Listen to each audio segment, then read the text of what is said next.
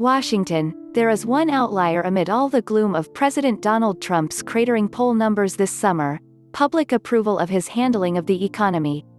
According to Real Clear Politics polling average, voters currently disapprove by double digits of Trump's response to the coronavirus pandemic, his handling of foreign policy and the general direction of the country. When it comes to the economy, though, even in the midst of a historically rapid recession and an unemployment rate of 11%, Trump remains above water. But even that edge is disappearing, with just under 4 months until Election Day.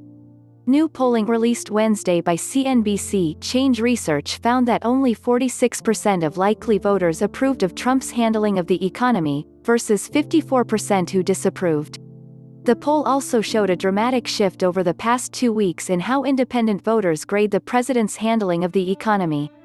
In late June, the same poll showed Trump's economic approval ratings underwater by 8 points with independents. 2 weeks later, that deficit had swelled to a 28-point deficit, with 64% of independents telling pollsters they disapprove of how Trump is handling the economy. Biden and his campaign strategists know the economy is Trump's traditional strong suit. So they're moving quickly to do something about it, by releasing a series of plans.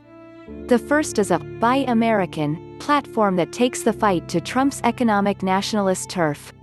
The second, released on Tuesday, is a green jobs plan. So far, Trump has struggled to respond to them.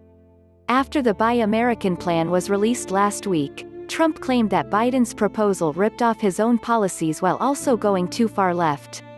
Following Biden's Tuesday event, Trump convened the White House press and spent more than an hour reading a list of Biden's proposals aloud, inadvertently drawing more attention to his opponent's agenda than his own.